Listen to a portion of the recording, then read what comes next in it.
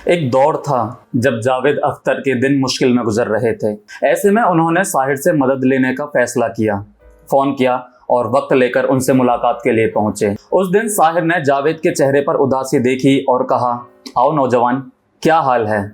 उदास हो? जावेद ने बताया कि दिन मुश्किल में चल रहे हैं, पैसे खत्म होने वाले हैं। उन्होंने साहिर से कहा कि अगर वो उन्हें कहीं काम दिला दें तो बहुत एहसान होगा। जावेद अख्तर बताते हैं कि साहिर साहब की एक अजीब आदत थी। वो जब परेशान होते थे तो पैंट की पिछली जेब से छोटी सी कंघी निकालकर बालों में फिराने लगते थे। जब मन में कुछ उलझा होता था तो बाल सुलझाने लगते थे। उस वक्त भी उन्होंने वही किया। कुछ देर तक सोचते रहे, फिर अपने उसी जाने अनजाने अंदाज में बोले, जरूर नौजवान, फकीर देखेगा क्या कर सकता है। फिर पास रखी मेज की तरफ इशारा करके कहा, हमने भी बुरे दिन देखे हैं नौजवान, फिलहाल ये ले लो, देखते हैं क्या हो सकता है।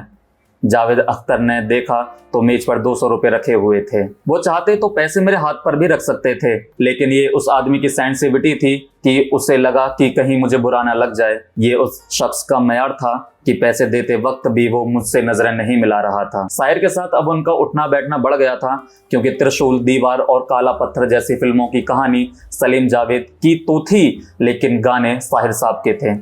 अक्सर वो लोग साथ बैठते और कहानी, गाने, डायलॉग्स वगैरह पर चर्चा करते। इस दौरान जावेद अक्सर शरारत में साहिर से कहते, साहिर साहब, आपके वो 200 रुपए मेरे पास हैं, दे भी सकता हूं लेकिन दूंगा नहीं। साहिर मुस्कुराते। साथ बैठे लोग उनसे पूछते कि कौन से 200 रुपए? तो साहिर कहते, इन्हीं से पूछिए।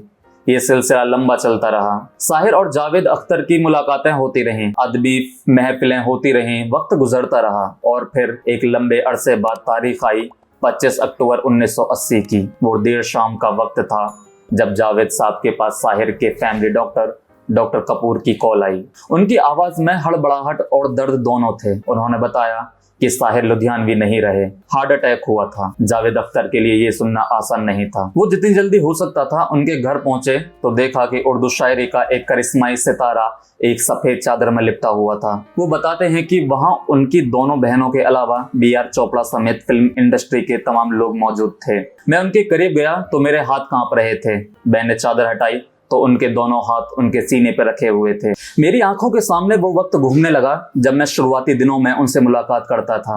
मैंने उनकी हथेलियों को छुआ और महसूस किया कि ये वही हाथ हैं जिनसे इतने खूबसूरत गीत लिखे गए थे, लेकिन अब वो ठंडे पड़ चुके थे। जुहू कब्रिस्तान में साहिर को दफनाने का इंतजाम किया गया। वो सुबह सुबह का वक्त था। रात भर के इंतजार के बाद साहिर को सुबह सुपुर्दे खाक किया जाना था। ये वही कब्रिस्तान है जिसमें मोहम्मद रफ़ी, मजरूह सुल्तानपुरी, मधुबाला और तलत महमूद की कब्रें हैं।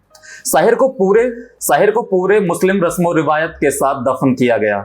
साथ आए तमाम लोग कुछ देर बाद वहां से वापस लौट गए, लेकिन जावेद अख्तर काफी देर तक कब्र के पास ही बैठे रहे। काफी देर तक बैठने के बाद जावेद अख्तर उठे और नम आंखों से वापस जाने लगे। वो जुहू कब्रिस्तान से बाहर निकले और सामने खड़ी अपनी कार में बैठने ही वाले थे कि उन्हें किसी ने आवाज दी।